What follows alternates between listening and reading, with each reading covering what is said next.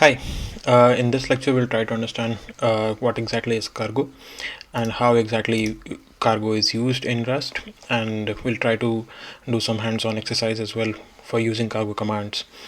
So if you have worked with Java, or if you have worked with Node.js or JavaScript individually as well, you might have come across some tools which are used for project management or package managers, actually, like Gradle or even Yarn or uh, Node Package Manager, these kind of tools. Now Cargo lies on the same lines actually. So Cargo is basically Rust's build system and package manager. So this tool is used to manage Rust projects because Cargo handles a lot of tasks for you, like building your code, downloading libraries, or even building those libraries as well. Now, going with the basics here, if I open my terminal window, if I want to check what exactly is Cargo, you don't need to install it exclusively. You will get it with the package which you had installed previously in order to install Rust. And what you could do is a quick check whether your system has Cargo or not using this cargo version command, cargo space minus minus version, and it will give you the latest version. Now if you don't have Cargo, you will be thrown out an error stating command not found. You could look into the documentation which we had previously about how to install uh, Rust on your local, and you should be fine. If something like this doesn't work, then probably let me know in the comments, and I'll install Cargo and upload a video for that. Now, what exactly is Cargo? So if I open Visual Studio Code, this is my previous main file which we generated last time. Now if I want to create a whole project itself, say suppose you want to develop a new backend system itself in Rust, then a single file will not be more than enough, right? You'll have to compose the project with multiple packages, multiple files of Rust, and then you have to give a proper structure to it, and you have to build it and deploy it across. Now using rustc is not an ideal way, not the standard way of configuring your Rust projects, but using Cargo is more of a generalized way. I'll show you how exactly it is done. So what we'll do here is, if you check the constituents of this particular Rust folder, there is main file and main.rs file which we created in the last exercise. But now what we'll do is we'll use the cargo command, cargo new my underscore demo. I'll say it to be demo.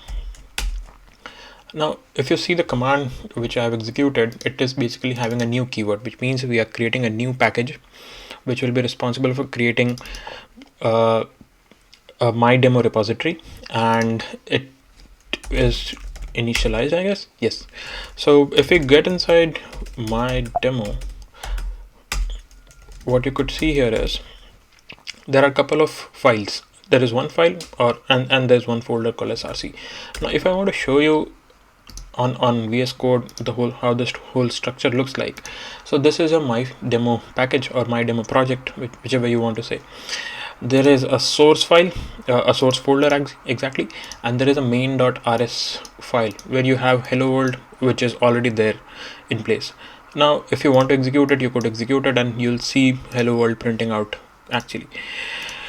There is another getignore file which is basically ignoring the target folder. Now the target folder is not here yet, it will come in couple of minutes, and basically when we are pushing this into a git repository, it will basically ignore the target folder, because target folder is something which contains the binaries or the compiled versions of your program. So you do not want to push compiled versions of your project into GitHub. You could do it locally as well, right? So no need of pushing it to GitHub.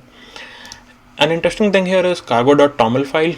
So this is the file which is responsible for managing all your dependencies, as well as the name of your package, the version, and the edition. So I'll explain each of them one by one. So the name is basically the name of your project. It is auto-generated.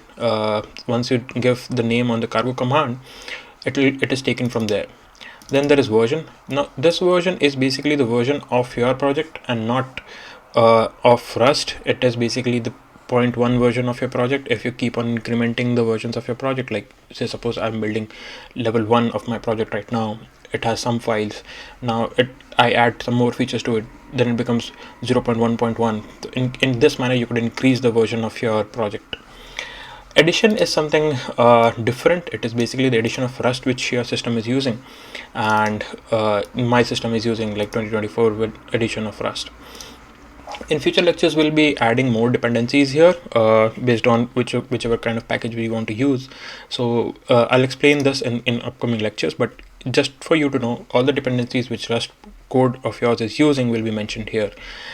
Now, if we go ahead with some commands, okay, we went through these in this section as well. Now, if we go through some commands, this is a new project and we already have the main function declared here with hello world printing statement. Now, as you remember, we need to compile it first because we need to generate a compiled version of this file so that it could be executed by our system. We could do a cargo build. Now, cargo build will basically do okay, we are not in the working directory. Let me check where exactly we are. Rust will do go to my, okay, we should be in my demo. Now, if I do a cargo build, what exactly will happen here is we'll generate a target repo or a target folder. Now, if you remember, we have in getting our target. So target will not be pushed inside our Git repository, but we'll generate it, and this will basically contain all the required executable files. Like this is my underscore demo, which is the executable file. If you remember the last project which we did, we had main and we had main.rs. Now, compiled version of main.rs is main. Now, with cargo build, we'll be able to generate a target folder which will consist of all the executables which we need in order to run this program.